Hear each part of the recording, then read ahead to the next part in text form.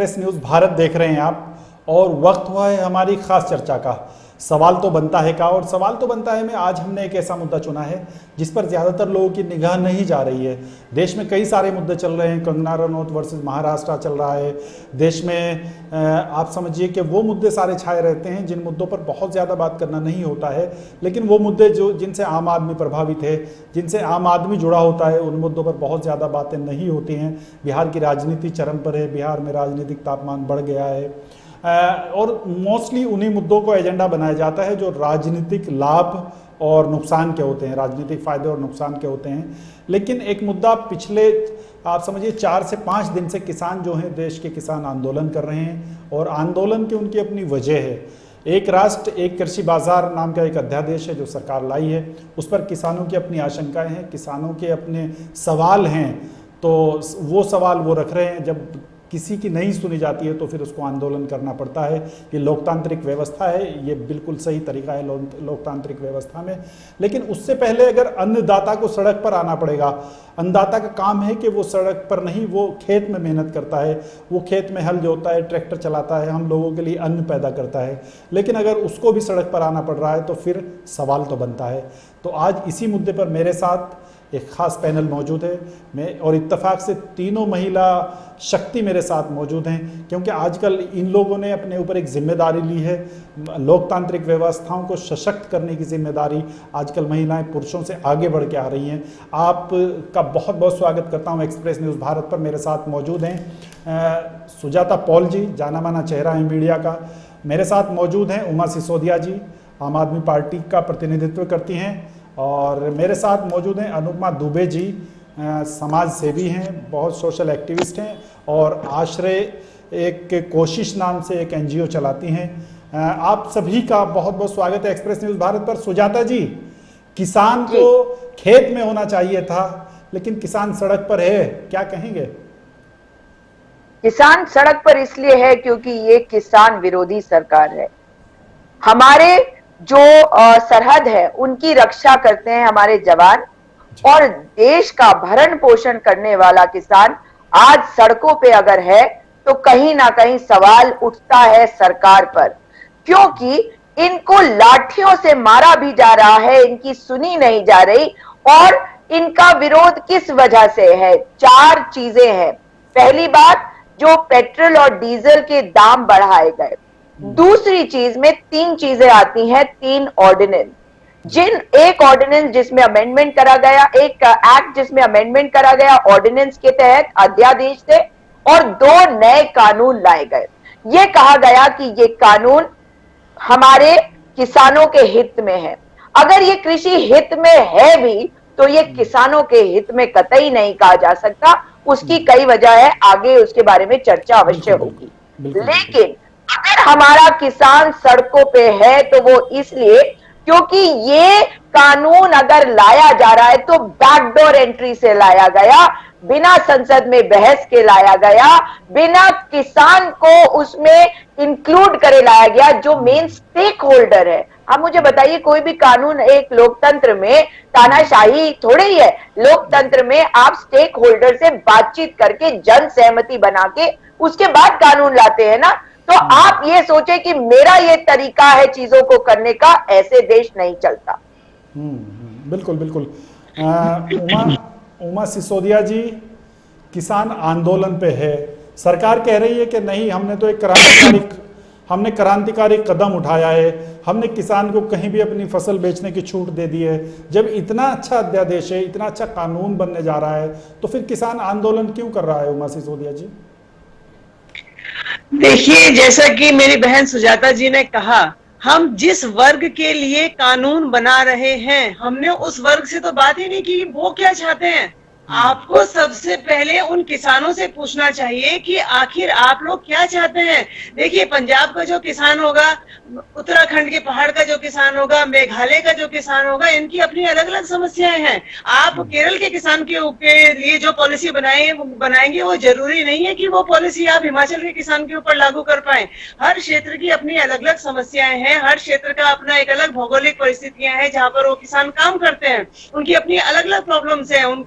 वो अपनी जो खाद्यान्न जो अपने आप पैदा कर रहे हैं उसको लेके बाजार तक जाने में उनकी क्या समस्याएं हैं, क्या प्रॉब्लम है, ट्रांसपोर्टेशन की समस्या है, सड़क की समस्या है या और कोई दूसरी परेशानियां हैं, जब तक आप हर पर्टिकुलर एरिया के किसान से एक बात नहीं करोगे, एक व्यापक चर्चा नहीं होगी, तब तक आप कैसे एक पॉलिसी पूरे राष्ट्र के किसानों के लिए बना सकते हैं। और सबसे बड़ी बात, जब आप उन किसानों से ही नहीं पूछोगे कि हम आपके लिए कोई कानून बनाना चाहते हैं, आप उसमें क्या चाहते हैं, तब तक तो ये कानून सिर्फ एक थोप दिया गया कानून है, थोप दिया गया।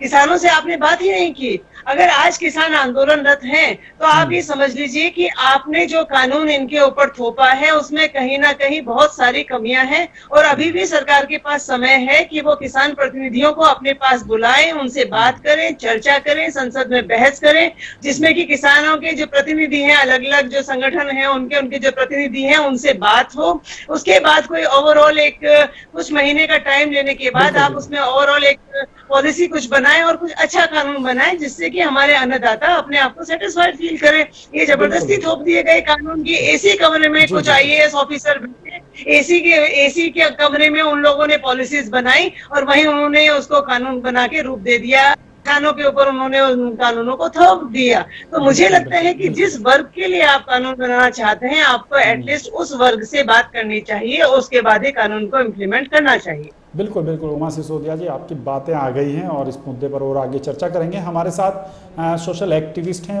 अनुपमा दुबे जी, जो एक एनजीओ भी चलाती हैं। तो अनुपमा जी, आपको क्या लगता है कि किसान आंदोलन कर रहे हैं, तो आखिर इस वक्त में सोशल एक्टिविस्ट जो हैं उनकी जिम्मेदारी बढ़ जाती है?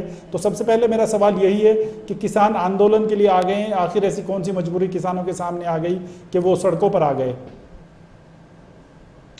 मैं तो जैसे कि शुरू से मेरा जो हमेशा से आइडियोलॉजी रही है वो हमेशा से गरीबों के लिए रही है, लेकिन आए दिन जैसे कि ये न्यूज में हमेशा से आए दिन आता रहता है कि इस किसान ने इस रीजन से उसका लोन चुकता नहीं हो पाया, इसकी वजह से उसने सुसाइड कर लिया, जो कि बहुत कम प्रायोरिटाइज दिया जाता है अक्सर।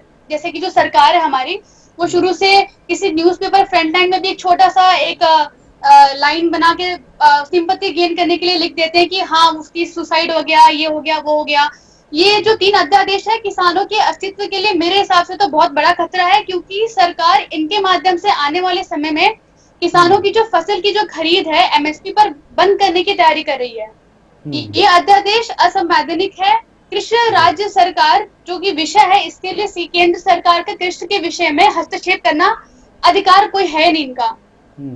बिल्कुल बिल्कुल, लेकिन उसी केंद्रीय कैबिनेट ने इस अध्यादेश को मंजूरी दी है, तो जाहिर सी बात है कि फिर आंदोलन करना, किसान के पास आंदोलन के अलावा कोई चारा नहीं बचता है। सुजाता पॉल जी, मेरे तीनों पैनलिस्ट इस बात पर सहमत हैं। हालांकि मैंने बीजेपी की तरफ से भी उनका पक्ष जानने की कोशिश की, लेकिन आप समझते हैं अब वो नहीं आ पाए। हो सकता है वक्त की मजबूरी हो या बहाना हो, दोनों आप सब समझते हैं क्यों नहीं आते हैं लोग।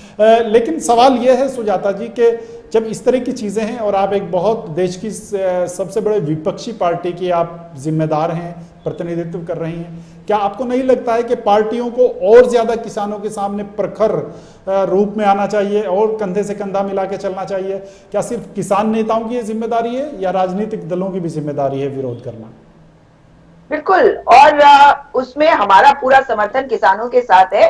आपको बताऊं कि आज भारतीय किसान यूनियन ने एक कॉल दिया है एक प्रोटेस्ट का, और सारे किसान आज सुबह निकल गए थे जंतर मंतर को। आप मुझे बताइए कौन से चैनल पे दिख रहा है कि आज ये प्रोटेस्ट वहां जंतर मंतर में हो रहा है? जंतर मंतर यानी कि दिल्ली, देश की राजधानी, और राजधानी के भी दिल में, जहां पे सारे प्रोटेस्ट होते हैं।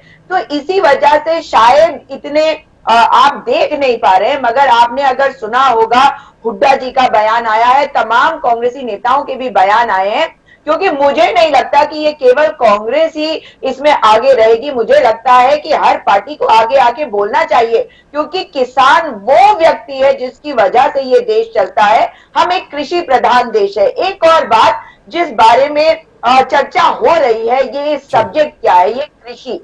संविधान में जो 7th शेड्यूल है उसमें जो सेंटर का list, union list, state list और कॉन्करेंट लिस्ट, उसमें से जो सेकंड वाला लिस्ट है यानी कि राज्यों से संबंधित लिस्ट है, उसमें 59 सब्जेक्ट्स है। जानते हैं 14वां सब्जेक्ट कृषि है। कृषि में कृषि अनुसंधान, कृषि से संबंधित पढ़ाई, ये सब कुछ उसमें आता है। यहाँ पे हमें ये भी समझना पड़ेगा कि जो केंद्र सरकार है वो एक बहुत बड़ा कुठाराघात कर रही है जो हमारा संघीय ढांचा है उस पर, क्योंकि जो बात अभी एक कॉमन सेंस वाली बात है जो अभी उमा जी ने कही कि हर क्षेत्र के किसान की अलग समस्याएं होंगी, इसी कारण से कृषि को हमें स्टेट लिस्ट में रखा गया था। अब अगर स्टेट सब्जेक्ट पर बैकडोर से 3 अध्यादेश लाके सरकार कुछ कर रही है बिना स्टेक होल्डर की बात को सुने, तो आप समझ सकते हैं संघीय ढांचे पे प्रहार है और जो इनके जी में आ रहा है ये वो कर रहे हैं। बहुत सारी बातें इसमें है जो हमें समझना पड़ेगा, क्योंकि जो एसेंशियल कमोडिटीज एक्ट है, अगर मैं केवल उसकी बात करूं तो संग्रहण से जो जुड़े हुए मुद्दे हैं उनके बारे में चेंजेस करे गए हैं और उन्होंने कहा है कि किस प्रकार से ये किसानों की मदद करेगा। उसके अलावा जो बिचौलिए हैं, देखिए हमारे किसानों को ये बड़ा कंफर्टेबल लगता है कि जो आढ़ती है, जो बिचौलिए हैं, उनके माध्यम से काम करा जाए, मगर सरकार अब क्या कर रही है इन अध्यादेशों के माध्यम से, इनके माध्यम से वो किसान का ये वाला अधिकार भी छीन ले रही है कि वो उस आढ़ती के माध्यम से जाए जिसके माध्यम से वो जाना चाहता। अगर इसको बेहतर करना था तो आवश्यक ये था कि सरकार इनसे बात करती और किसी नतीजे पे तब पहुंचती। उन्होंने ये कह दिया है कि नहीं, हमने बिचौलिए हटा दिए। जानते हैं इसमें क्या होगा? अब इसमें एक और चीज हुआ, जो दूसरा वाला ऑर्डिनेंस है उससे इन्होंने मार्केट को खोल दिया है कि कोई मोनोपोली कोई नहीं बना पाएगा। तो ये तो आप सुनने में बड़ा अच्छा लगता है कि मोनोपोली नहीं होगी तो जिसको भी किसान बेचना चाहेगा उसको बेच लेगा, ऐसा ही लगता है ना। लेकिन आप ये भी समझ लीजिए कि जो मार्केट खुला है ये बड़े व्यवसायियों के लिए खुला है, उद्योगपतियों के लिए खुला है और ये तीसरे अध्यादेश में है। अब सुजाता जी नरेंद्र तोमर का मैं बयान पढ़ रहा था, वो कह रहे हैं, केंद्रीय कृषि मंत्री हैं, वो कह रहे हैं कि हमने कुछ नहीं किया, हमने सिर्फ इसको किसानों के लिए एक राष्ट्र एक बाजार के रूप में हमने किसानों को छूट दी है और किसान जहां चाहे स्टेट से बाहर, मंडी से बाहर अपनी फसल बेच ले, उनका कहना यह है। आप मुझे एक बात बताइए, जो किसान गन्ना क्या बोलते हैं उत्तर प्रदेश में उसका मतलब उगाएगा, उसे बेचने के लिए वो मद्रास जाएगा क्या?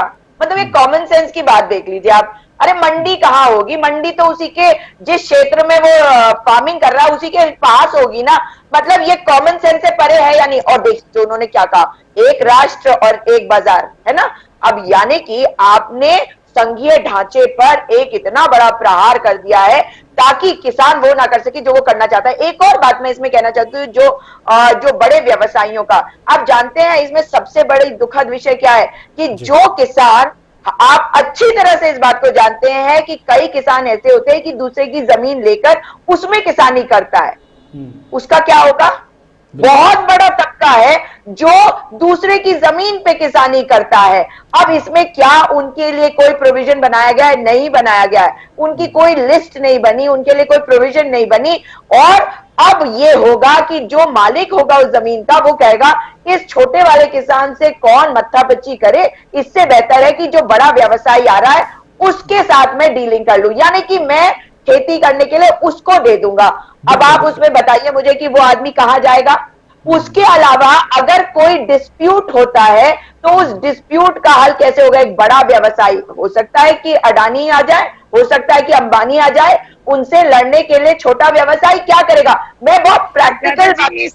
सुजाता जी, पूरे देश में जियो मार्ट खुलने वाले हैं, ये उन्हीं का रास्ता है, ये अंबानी जी के लिए ये रास्ता बनाया गया है। आप सही बोल रही हैं। आपके पास ही आ रहा हूं उमा जी। सुजाता जी, बल्कि मेरे किसान नेता हैं धर्मेंद्र मलिक, जो किसान यूनियन के प्रवक्ता हैं, मेरी उनसे बात हुई थी।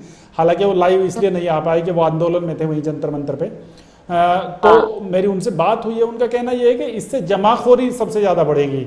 इससे जमाखोरी के लिए एक बैकडोर से, ये उनका आरोप है किसान यूनियन के प्रवक्ता का, कि बैकडोर से इससे जमाखोरी मिलेगी, किसानों से सस्ते दामों पे खरीदा जाएगा और फिर अपनी मनमर्जी के दामों पर बेचा जाएगा।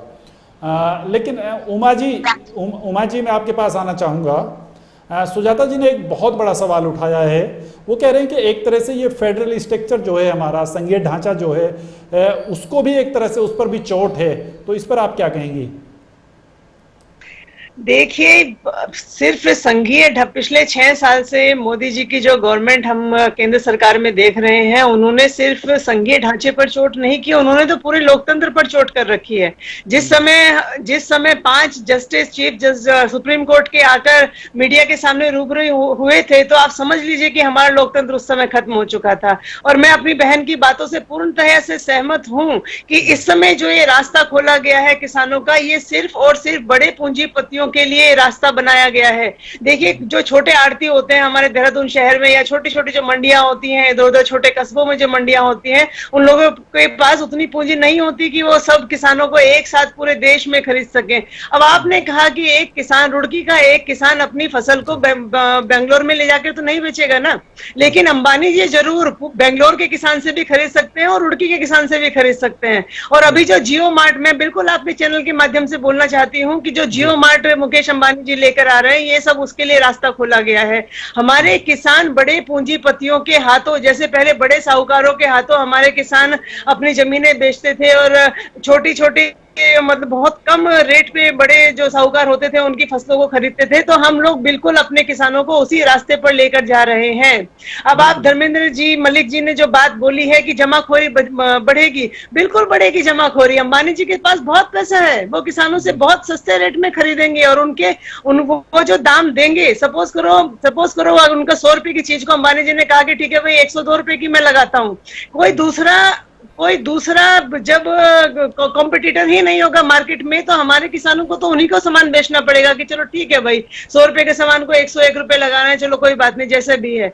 मतलब हमारे किसान जो हैं वो बड़े साहूकारों के, बड़े पूंजीपतियों के हाथों की कठपुतली बनने वाले हैं। ये इस समय किसान का दर्द है और इसी वजह से किसान आज सड़कों पर उतरे हुए हैं। तो उमा जी, क्या आप ये कह रही हैं कि इस अध्यादेश से किसान मजबूत नहीं मजबूर बनेगा? आप ये कह रही हैं एक तरीके से मजबूर बनेगा, 100% मजबूर बनेगा। ये खाली ये अध्यादेश नहीं, जितने हमारे जो सार्वजनिक क्षेत्र के जितने भी उपक्रम हैं उनको धीरे धीरे प्राइवेटाइज किया जा रहा है, चाहे वो रेलवे है, चाहे वो ONGC है, चाहे वो गेल है, जो भी है, मतलब सबको प्राइवेट किया जा रहा है। मैं पूछना चाहती हूँ, क्या हमारी सरकारी मशीनरी इतनी बीमार हो चुकी है, इतनी नाकारा हो चुकी है कि हम उसको नहीं चला सकते? क्या दिल्ली में सरकारी स्कूलों, सरकारी हॉस्पिटल्स को हम लोगों ने चलाकर नहीं दिखाया? यानी कि आप करना नहीं चाहते। आप बड़े पूंजीपतियों के हाथ की कठपुतली इस समय केंद्र सरकार बन चुकी है।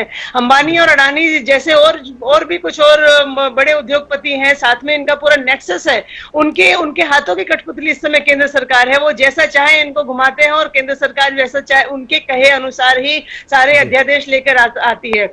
आप ये समझिए कि हमारा किसान बेवकूफ नहीं है। अगर वो आज इस अध्यादेश के खिलाफ सड़कों पर उतरा है तो आप समझ लीजिए कि स्थिति कितनी गंभीर है। और ये पहली बार किसान सड़कों पर नहीं आया, इससे पहले भी, आज से 2-3 साल पहले भी हमने वो जन सैलाब सड़कों पर देखा है। और दूसरी बात, जैसा कि सुजाता बहन ने कहा कि आज किसी टीवी पर, किसी चैनल पर, कहीं पर भी किसानों के इस जन सैलाब को नहीं दिखाया जा रहा है। भला हो सोशल मीडिया का कि जिसके माध्यम से सूचनाएं बाहर आती हैं, वो वीडियोस या वो छोटे छोटे फोटोग्राफ्स बाहर आते हैं और हम लोगों को पता चलता है कि देश में इतना बड़ा आंदोलन जो है वो सड़कों पर, इतनी जनता सड़कों पर आ चुकी है। तो मैं आपके चैनल को साधुवाद देना चाहूंगी कि आज आपने इस विषय पर डिबेट रखी है और कहीं ना कहीं आपके चैनल के माध्यम से लोगों तक ये बात पहुंचेगी कि वाकई में हमारा अन्नदाता किस मुसीबत में फंसने वाला है इस अध्यादेश के बाद। तो मैं तो बिल्कुल कहूंगी कि सभी पार्टीज को, सभी विपक्षी जनों को एक साथ उठकर बाहर आना चाहिए। और रही बात ये कि बीजेपी से कोई भी आज पैनलिस्ट आपके चैनल पे नहीं आया, वो बिल्कुल नहीं आ सकते थे क्योंकि इस मुद्दे पर उनके पास बोलने के लिए कुछ था ही नहीं। वो क्या बोलेंगे आकर? उन्हें पता है कि वो जो कुछ भी कर रहे हैं गलत कर रहे हैं। और जो पैनलिस्ट हैं उनके ऊपर उनको ये आदेश दिया जाता है कि आपको उन मुद्दे पे जाकर आप बात कर सकते हैं जहां पर आपके पास बोलने के लिए थोड़ा बहुत होता है। उन्हें पता है कि आज उन्होंने जो कुछ भी किया है वो इस देश के अन्नदाता के प्रति गुनाह है, पाप है, अधर्म है। और उनको मालूम है कि इस अधर्म को वो जस्टिफाई किसी भी हालत में नहीं कर सकते, इसलिए आज कोई पैनलिस्ट आपके चैनल पर नहीं आया। तो मैं तो चाहती हूँ कि केंद्र सरकार को बिल्कुल इस अध्यादेश को वापस लेना करना चाहिए और जो हमारे अन्नदाता चाहते हैं उन लोगों से बात करनी चाहिए और इस अध्यादेश में पूरी तरह से अमेंडमेंट उन लोगों को करना चाहिए। बिल्कुल अनुपमा जी आपकी बात आ गई। आइए अनुपमा दुबे जी के पास चलते हैं। उमा जी आपकी बात आ गई तो आपने बिल्कुल विस्तार से बात समझाई है। अनुपमा जी, मेरे दोनों सीनियर पैनलिस्ट ने एक सवाल उठाया है। सुजाता पॉल जी कह रही हैं कि ये फेडरल स्ट्रक्चर पे एक तरीके से हमला है, कुठाराघात है, और उमा जी कह रहे हैं कि जियो मार्ट और बड़े जो व्यापारी हैं उनके लिए रास्ता हमवार किया जा रहा है। तो आप गरीबों के लिए काम करती हैं, ज़मीन पे काम करती हैं, आपको क्या लगता है क्यों ये क्या किया जा रहा है, क्यों इस तरह की चीज़ें हो रही हैं? सबसे पहले तो मैं धन्यवाद करना चाहूंगी इन दोनों मैम का जिन्होंने मुझे इस टॉपिक के रिगार्डिंग मुझे इतना ज्यादा एजुकेट किया, क्योंकि being the youth of this country मुझे इन सब ये जो भी अभी जो टॉपिक चल रहा है इसके रिगार्डिंग मुझे नॉलेज थी, लेकिन इतनी जितनी आप लोगों ने मुझे इस डिबेट के दौरान मुझे दिए, इसके लिए आपका सबका धन्यवाद। बिल्कुल, इनके नंबर आप नोट कर लीजिए, नॉलेज का भंडार है, आप ज्ञान लेते रहिए इनसे, हमेशा बहुत सीखने को मिलता है, हम भी सीखते हैं जी। मैं तो उल्टा घबरा रही थी कि मुझे कुछ आता नहीं है, इन लोग से मुझे बहुत कुछ सीखने को मिला। और दूसरी बात, जैसा कि आपने मुझसे ये सवाल किया, मैं बस इतना ही बोलना चाहूंगी कि इस तीन जो भी ये अध्यादेश आया है इसकी वजह से जो अमीर है वो और अमीर होता जा रहा है और जो गरीब है वो और गरीब होता जा रहा है, क्योंकि जो बीच के जो फार्मर्स है उनका कोई कनेक्शन ही नहीं है। जो मेन काम कर रहे हैं, जिनके वजह से ये जो अन्नदाता जिनको बोला जाता है, इनका ये सिर्फ अपना काम करे, इनका जो फायदा है वो कोई और उठा रहा है। तो मैं तो ये आपने हेलो जी जी आवाज आ रही है आपकी, बोलिए जी। अनुपमा जी आपकी आवाज आ रही है, पूरा करिए। अनुपमा जी आपकी आवाज आ रही है। अच्छा हेलो, हाँ हाँ अनुपमा जी पूरा करिए, कंप्लीट करिए आप जी। अनुपमा जी आप मुझे सुन पा रही हैं? लगता है अनुपमा जी आप मुझे सुन पा रही हैं? हाँ अनुपमा जी आपको आवाज आ रही है? बिल्कुल, मैं हाँ आपको हम सब सुन रहे हैं, आप बोलिए। अनुपमा जी, चलिए मैं दोबारा कोशिश करूंगा आपसे बात करने की। हाँ सुजाता जी, तो अब आपको क्या लगता है यहाँ से क्या रास्ता बचता है किसानों के लिए कि वो सड़क पर आंदोलन करें या सरकार उनकी बात सुनेगी? क्योंकि आपको पता है कि फिलहाल मानसून सत्र भी चल रहा है, तो क्या लगता है कि सरकार को आंदोलन से मजबूर किए बगैर किसानों से बात नहीं करनी चाहिए? देखिए, इसमें एक चीज बिल्कुल साफ है कि 200 किसान संगठन जो ऑल इंडिया किसान संघर्ष कोऑर्डिनेशन कमेटी के तहत उन्होंने आज इस प्रोटेस्ट को किया है, इसका ऑर्गेनाइज किया है, इसमें भारतीय किसान यूनियन जो है वो बिल्कुल आगे है। राकेश टिकैत जी इसमें फोर्थ फ्रंट पे हैं और कांग्रेस पार्टी इनका पूर्ण समर्थन कर रही है। कांग्रेस पार्टी ने ये भी कहा है कि लोकसभा में इस ऑर्डिनेंस के विरुद्ध वो पूरा जोर लगाएगी। लेकिन आप बताइए ना कि जब प्रचंड बहुमत इस सरकार को मिला हुआ है तो इनको रोकना कितना मुश्किल है। ये कोई लोकतंत्र नहीं है। लोकतंत्र का डेफिनेशन लोगों को समझना पड़ेगा, जो लोग भूल गए हैं। लोकतंत्र का मतलब होता है कि आप माइनॉरिटी वोट से आते हैं और आप माइनॉरिटी का ख्याल करते हैं। क्यों कह रही हूं? क्योंकि अगर 100 लोगों ने वोट डाला और आपको 30% वोट मिले और 70% बट गए तो आप सरकार बनाते हैं। मगर आप 30% वाले क्यों ना हो, अगर 20% वाला भी होगा जो संघ, उसकी भी मदद आपको करनी पड़ेगी। इसमें जो एक बहुत बड़ी चीज है, राष्ट्रीय स्वयंसेवक संघ ने जो किसान संगठन को ये मतलब इनके साथ एफिलिएटेड है, भारतीय किसान संघ, वो भी इन ऑर्डिनेंस अध्यादेशों से खुश नहीं है और ये बात सामने आ चुकी है। जो लेफ्ट विंग का किसान सभा है, ऑल इंडिया किसान सभा है शायद, वे भी इसके विरोध में बोल चुके हैं। तो किसान को हम सड़क पे कैसे छोड़ देंगे? आप बताइए ना, जो मिनिमम सपोर्ट प्राइस है, जो मिनिमम समर्थन मूल्य जिसको कहते हैं, जी जी। उसके बारे में कोई क्लैरिटी नहीं है। अगर आज आपने लोकसभा में सुना मंत्री जी को, वो कहते हैं कि नहीं किसी चीज में छेड़छाड़ नहीं होगी। अरे छेड़छाड़ नहीं होगी तो आपने इसमें सबका सबसे पहले बात करी जाती है। कोई भी कानून बनाने के पहले आप लोगों को विश्वास में लेते हैं, जन समर्थन प्राप्त करते हैं, उसके बाद कोई बिल लेके आते हैं। लेकिन आप मुझे बताइए कि ऑर्डिनेंस का तरीका क्यों लिया गया है? क्योंकि इन्हें वो करना है जो इनकी मर्जी है। कहीं ना कहीं सरकार जिस तरह से चीजों को दिखा रही है, जैसा कि अभी इन्होंने ये भी कहा, मैंने आपके पिछले डिबेट में भी ये बात कही थी कि इन्होंने ये कहा है कि जो सरकारी रिक्त पद है, जो सरकारी डिपार्टमेंट्स में, उन्हें अब नहीं भरा जाएगा, नई नियुक्तियां नहीं होंगी और नए पद सृजन नहीं किए जाएंगे। कहीं ना कहीं सरकार ने देश को ऐसी स्थिति में लाकर खड़ा कर दिया है जहां ऐसा लगता है कि सरकार बिल्कुल बिना पैसों के घूम रही है। हर चीज को बेचने की आवश्यकता वरना क्यों पड़ती? आप मुझे बताइए। लोगों को आप कह रहे हैं कि आत्मनिर्भर बन जाओ, उनके घर तक आप ठीक प्रकार से खाद्य सामग्री नहीं पहुंचा पाते। आप लोगों को, गरीब लोगों को पैसा नहीं दे सकते उनके हाथों में ताकि वे खरीद कर सके, मार्केट में लिक्विडिटी आ सके। अब आप जाके एक और फ्रंट खोल रहे हैं और वो है किसानों का। किसान अन्नदाता है इस देश का। अन्नदाता पर प्रहार अगर होगा तो इस देश पर प्रहार होगा। और ये देश अगर किसानों से चलता है तो क्या हम चुप रह सकते हैं? आज किसान सड़कों पे है। कहीं ऐसा ना हो कि जिन्होंने इनको जिता के ये प्रचंड बहुमत दिया है, ये इन्हें बहुत बुरी तरह से गिराएंगे, ये मुझे यकीन भी है। लेकिन तब तक ये देश को खोखला कर देंगे और देश के साथ साथ वो जो कुछ मुट्ठी भर पूंजीपति हैं जैसे अडानी, अंबानी, इनको मजबूत स्थिति में लाकर इन लोगों को खरीद कर देंगे। अब सोचिए कि कितनी आत्महत्याएं होने वाली हैं। आप सोचिए कि मैंने जिस बात को रखा था कि उन किसानों का क्या होगा जो बहुत बड़ा नंबर है, जो छोटी छोटी जमीनों पे जाके खेती करता है। मैं तो जानना चाहती हूँ कि उनके बारे में क्या 70% किसान जो है वो देश का जो 70% किसान है वो वही है जो सीमांत किसान है, छोटा किसान है। बिल्कुल। हाँ। और निर्मला सीतारमण जी ने इसके बारे में 15 मई को ही कह दिया था, जब उन्होंने अपनी दूसरी ब्रीफिंग करी थी सरकार का वो जो आत्मनिर्भर पैकेज था ना, वो 20 लाख करोड़ वाला, तभी उन्होंने इस बारे में बात कही। और तभी से जगह जगह किसान जो है वो धरना, प्रदर्शन, आंदोलन कर रहे हैं। दिखाई क्यों नहीं दे रहा? क्योंकि मीडिया दिखा नहीं रहा इसे। सोशल मीडिया पे बहुत खबर नहीं आ रही है। जानते हैं क्यों? क्योंकि ये किसान है, ये आंदोलनरत है।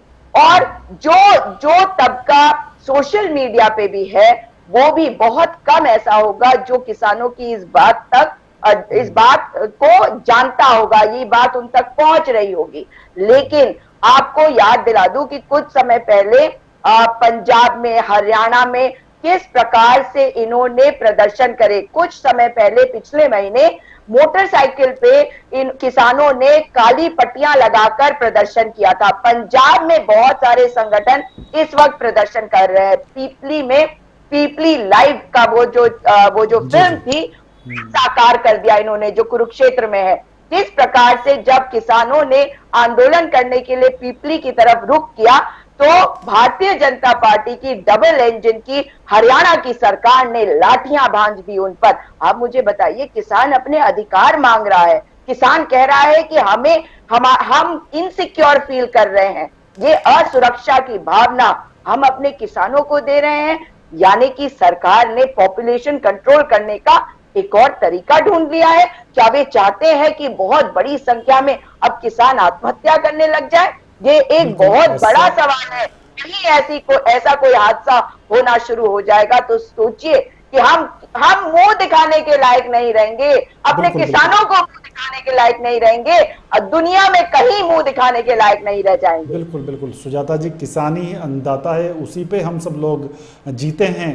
पैसे हम खा नहीं सकते, अन्न ही खाया जाता है। बिल्कुल आप सही कह रही हैं। किसान हमारी रीढ़ की हड्डी है और ये वो किसान है। अभी आपने देखा कि जीडीपी हमारी 24% के आसपास नीचे चली गई थी, लेकिन कृषि क्षेत्र में हम 3% के आसपास पॉजिटिव थे।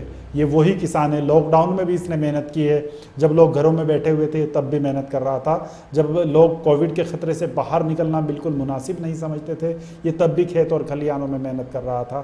तो बिल्कुल ऐसा नहीं होना चाहिए। उमा जी, आपको क्या लगता है कि राजनीतिक दल जो हैं वो किसानों का सही तरीके से किसान आंदोलन में किसानों का साथ दे रहे हैं? क्योंकि आप जिस पार्टी से आती हैं वो पार्टी आंदोलनों के लिए मशहूर है, धरनों के लिए मशहूर है और बहुत काम करती है, लेकिन इस आंदोलन में कहीं आम आदमी पार्टी नजर नहीं आ रही है। तो आपको नहीं लगता है कि इससे ज्यादा आपको काम करने की जरूरत है? देखिए, ऐसा नहीं है कि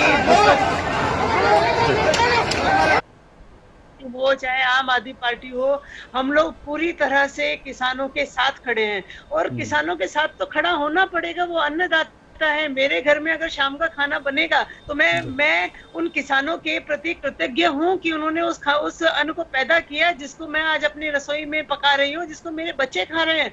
तो किसानों का साथ देना तो आज हर भारतवासी का कर्तव्य हो चुका है। अगर आप देखिए, पूरे कोरोना काल में कोरोना ने हमें ये सिखाया कि हमारी जरूरतें सिर्फ और सिर्फ अन्न है। हम लोग सिर्फ रोटी खाएं, हम लोग सिर्फ खाना जो है वो हमारी बेसिक जरूरत है। उसके अलावा जितनी चाहे गाड़ी है, चाहे दूसरी चीजें हैं, घर है, मकान है, वो भी सब चीजें सेकेंडरी हो जाती हैं। तो आज वो अन्नदाता अगर सड़क पर उतरा हुआ है तो सारी विपक्षी पार्टियों को एकजुट होकर इनका साथ देना पड़ेगा।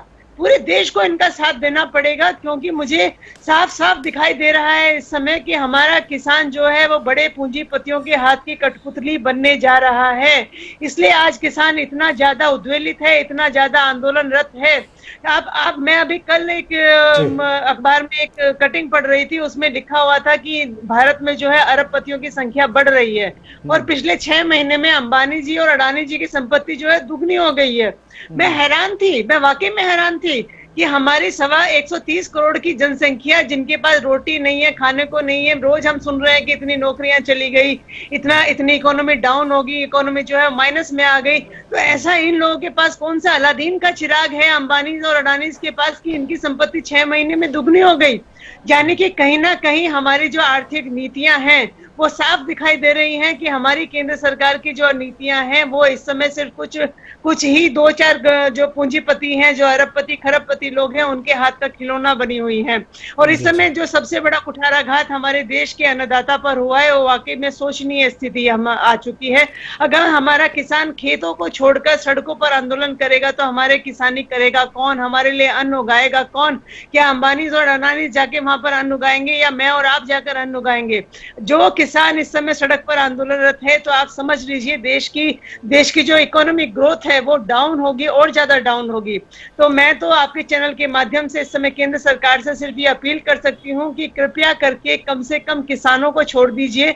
बाकी तो आपने हर चीज को प्राइवेट कर दिया है, चाहे वो कोई भी डिपार्टमेंट हो सरकारी, आपने हर चीज को प्राइवेट कर दिया है। तो कम से कम किसानों को तो छोड़ दीजिए, अदरवाइज पूरा 130 करोड़ की हमारी जो जनसंख्या है वो कुछ पूंजीपतियों के हाथ की कठपुतली बन जाएगी और सबके हाथ में कटोरा आ जाएगा और हम लोग भीख मांगेंगे।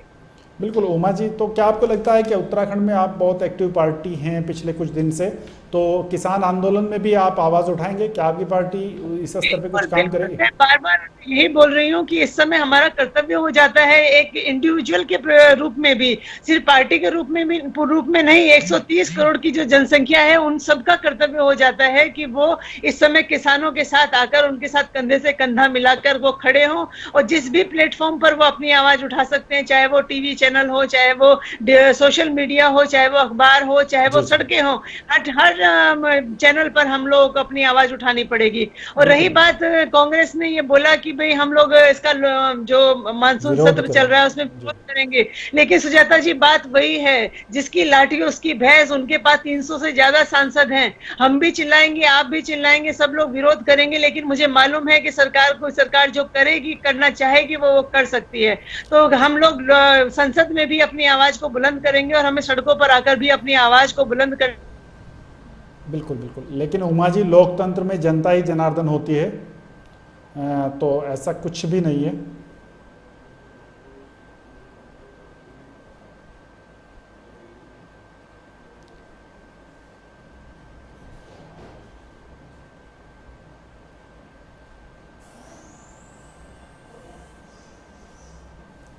क्या हुआ है?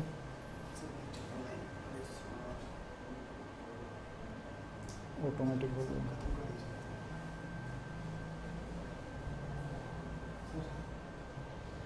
लेकिन वो तो नहीं हुआ।